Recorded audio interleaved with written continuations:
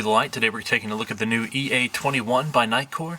But really quick, if you haven't yet, go ahead and click this link right up here to subscribe to my YouTube channel, this one up here to follow me on Facebook, and this one down at the bottom to check out the full review of the EA21. That'll make sure you guys can keep up to date on the latest reviews from Review the Light, and also that full review has plenty of details about the output charts, the runtime graphs, spectral analysis, beam shots, all that great stuff is all going to be in the full review. I'll put that link up as soon as the full review is finished.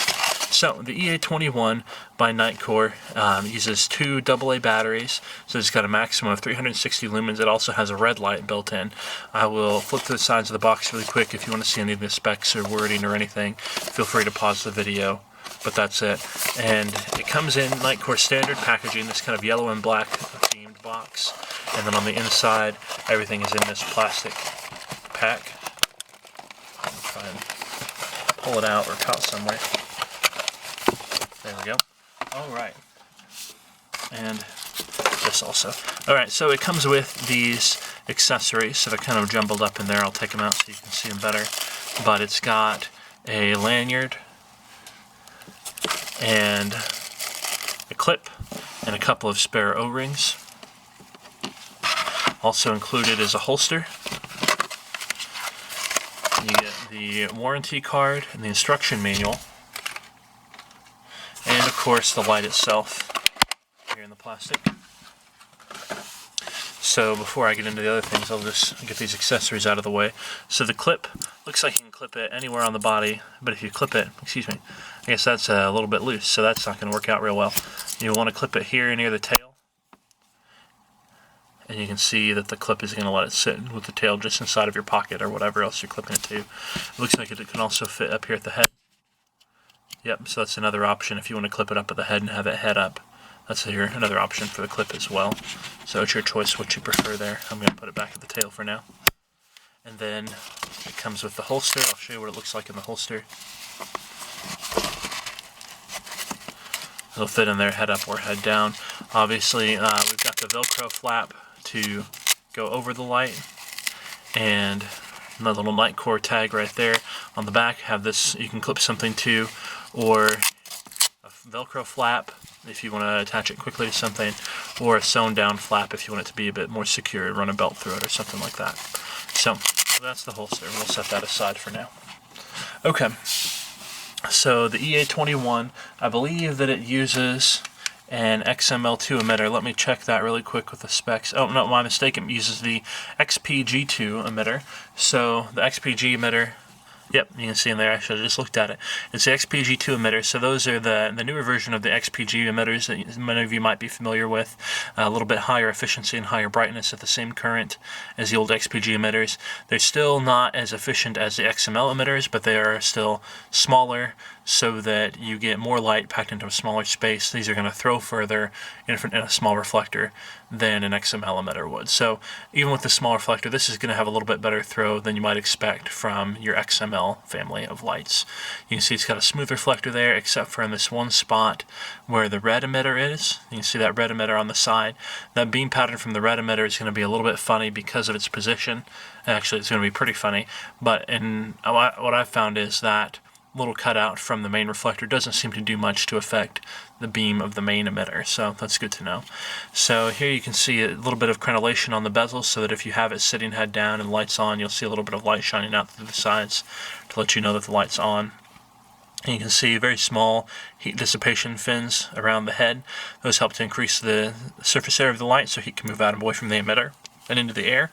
It's not a huge issue on a small light like this with low output, but it is good to have them there. It just will prolong the life of your light, the electronics and the emitter inside. You can see it's controlled by these two switches on the side, little electronic switches. We will get into their function in a minute, but you can see one's got kind of a power setting and one's got kind of these series of lines on it. The body has the Nitecore logo on one side, the EA21 model number on the other side, and then it's got some really light knurling on the body there. There's not a lot of grip provided by that knurling. It would help a little bit, but most of it's just going to come from the shape of the light itself. You can see the rest of the body is smooth there. We covered the clip attachment And at the tail here, you can see a little bit more knurling on the tail cap, and also these kind of cutout sections that really help you to get a good grip on it for when you're changing the batteries. And the tail itself is flat. So even with that clip attached, I still get a good tail stand. And we will go ahead and open it up. Oh, and if you can see the lanyard attachment point there as well. With that attachment point on the side, that means you can have the lanyard in there. It'll still do the tail stand without the lanyard cord getting in the way. So we'll open it up, get a look inside. It comes apart at the tail. I believe it comes apart, yep, between the body and the head as well.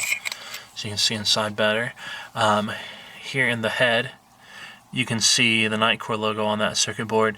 You can see this is this peg in the middle is where your batteries are going to make connection with the positive terminal here, and there's also this, you can see, kind of line at the side. This is the Nitecore's way of doing reverse polarity protection here. With AA batteries, I've never seen a flat top AA battery, so that shouldn't even be a problem. This is just going to help you if you happen to insert the battery backwards, then the light won't turn on, it won't even try to turn on, and you won't damage your circuitry or your batteries there. So if your light isn't turning on, check and make sure you've got your batteries in correctly. You should have the button top, the positive terminal, hitting the head. Here you can see it's a pretty thick body tube there, and a little bit thinner at the back. You can see, I'll give you a close-up on the threads if my camera will focus. So they do appear to be square cut. They're fairly thin to conserve space here at the back, and a little bit thicker at the front, but both of them are square cut and anodized, and they're greased. So these should hold up pretty well for a long time, and the grease helps them get smooth action on and off. Here in the tail, you can just see the simple spring to make connection with the negative battery terminal. That helps to prevent damage to your batteries or to your light if you drop the light and there's an impact of some sort. So load them up, and we'll get it connected here. So when I first connect the tail cap, there should be, oh, here, I was missing it at the head. My mistake. I'll do that one more time. So the red light in the head will do a sequence of flashes. It did 2, and then I wasn't counting, but I think there was 6 or 7 more, which that indicates the voltage of the batteries to be at about 2.6, 2.7 volts, which is about what I would expect from 2 AA batteries that have been just about fully charged. So that, and the instruction manual also comes with a little gauge in case you're not familiar with battery voltages. I'll show that to you on the instruction manual here. So that just gives you an idea of what the sequence means. So say if it blinks 2 times and then 4 times, you're at 2.4 volts, and that's about middle of the road. 2.1 is getting down to low power for for 2 AA batteries. 2.7 is about full power. So that is, if you're not familiar with battery voltages, that's what those sequences mean, and it comes with a little chart so you can get familiar with what how full of the battery that gives you. So to control the light, you turn it on first with the power button here. That's the main way. You can see this is looking kind of bluish here just because of the white balance of my camera. That'll be better when we get it outside and I use a different white balance setting.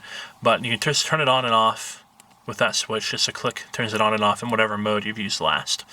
And you can see the beam pattern there. It's fairly focused for such a small reflector. Like I said, that's mostly due to the XPG emitter. XPG2, excuse me. So that's the normal on and off operation. When you've got it on, you can cycle through the 5 available modes by clicking the mode switch. So we've got 1, 2, 3, 4, and 5. Those are the 5 available modes. And then one more takes you back to the lowest. So it remembers whatever one you used last. So if I leave it in the lowest, it turns on and off there. If I leave it on in the middle mode, it'll turn it off, on and off there, etc. The other option that you have while it's on is to hold down on the mode switch, and then you go into strobe mode. You hold down again, you go into a beacon mode where it just flashes once every couple of seconds. Hold down one more time, and you get SOS mode. And that's the flashing modes that are available. The other thing you can do when the light is off, if you hold down on the mode switch for about a second, it comes instantly on in the highest mode, no matter what mode you used last. Also, if you hold down on the power button from off, it comes instantly on the lowest mode, no matter what you used last. So you always have access to the mode you were using last. Say if I leave it on in the middle, I can have access to the mode I was using last. I can have instant access to high mode or instant access to low mode, all the time from off. So that's a great feature to keep in mind. The other thing you can do from off is if you double click the mode switch, you go into strobe. And then also you have the red emitter. So when it's off, if you just do a quick click to the red emitter, quick click to the mode button, the red emitter comes on. And as you can see, it's fairly dim. I'll show it on my hand a little bit. That's not much better.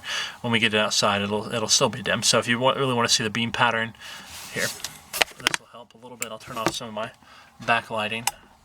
There you can see the beam pattern for the red light. It's pretty funny looking, obviously, because it's just a little red emitter in the side of a reflector. It's going to be the same for any other red light you see on the side of a reflector on other lights. This one's actually a little bit better than some, but as you can tell, it's just pretty funny looking. So that's the red light. It's just going to be mostly for really low light environments. It doesn't have the really pretty beam pattern. It's not going to throw really far, but it's great to have that available. Then once that is on, you can also choose to, if I can get focus back here, there we go. You can also choose to double click it, and it goes to, not double click. If you hold down on the mode button, then it goes to a flashing mode for kind of a signal light, the same sort of beacon idea there. That's the only flashing mode that the red button has. So that is the operation of the EA21 by Nitecore, and if you stick it around for just a second, we will take it outside and give it a shot in the dark. Alright, thanks for sticking around with Review the Light. We've got the Nitecore EA21 out here in the dark. We're going to fire it up and give it a shot. So I'll go ahead and turn it on in the red mode first. Oh, that wasn't the red mode, excuse me. There's the red mode. Now you probably can't see much on your computer screen right now, and really I can't even see much unless I put it right at the ground at my feet. I can't see the red light. Now this is a full moon tonight, so if I were in pitch blackness, the red light would be quite a bit of light for me to walk around with. But right now, in the full moon, I can't really make out the red light unless it's right at my feet. You can see here it is. It's definitely on, but it's just very dim. So this is excellent for very dark nights or very dark rooms or other circumstances where you've got pretty close to total darkness and you don't want to ruin your night vision. You don't want to be noticed, anything like that. It's excellent to have that red light built in. And obviously, as you can see, if you want to check out the beam shots in the full review, or as you can see on my hand kind of right now, the beam is very full of artifacts from the fact that it's a very small emitter set in the side of the reflector. But it's really nice to have that red light available if you want it, and it doesn't really impact the main beam too much either, because here we go, we're looking at the main beam, and as you can tell, not a lot of impact on the main beam. So I'll cycle through the brightness modes. We've got the lowest here. Again, this isn't a lot of light. This is more, even on the full moon tonight, I can make out where the hot spot is. I can't make out where the spill is. You probably can't see it on your camera yet. I'll bump it up to the next one. You might be able to see the hot spot on your monitor now. And here's the next mode. You can probably see a little bit of the spill. And I believe this is the brightest. Oh no, here we go. This is the brightest output mode. So here we are the turbo. So this is a lot of light out of 2 AA batteries. I'm very impressed. We'll look around a little bit. Fairly cool tint, but not too bad. What you're seeing on the screen is pretty accurate to what I see right now. Decent amount of throw due to the fact that it's using a little bit of a smaller emitter. So I can still see that tree down there pretty well. That tree's probably just shy of 100 yards away. You can see there's a very discernible hot spot, very tight hot spot, and then fairly wide spill pattern. If I put it right here, then yeah, it's about as wide as the angle of my camera can see right at this point. Good even spill with that tight hot spot, so an enjoyable beam to use, pan around with. So this is the oh, and let's see, I'll do the strobe mode for you really quick if I can. There we go. There's the strobe. Very fast strobe. So this is the Nitecore EA21. Thanks for stopping by with Review the Light and checking it out. Don't forget to follow me on YouTube and on Facebook to keep up to date with the latest reviews. If you have any more questions about the EA21 in particular, be sure to check out the full review. I'll put a link to that in the description once the full review is finished. It'll have the beam shots, the runtime graph, spectral analysis, all that kind of fun stuff. So be sure to check that out. Thanks and have a great night.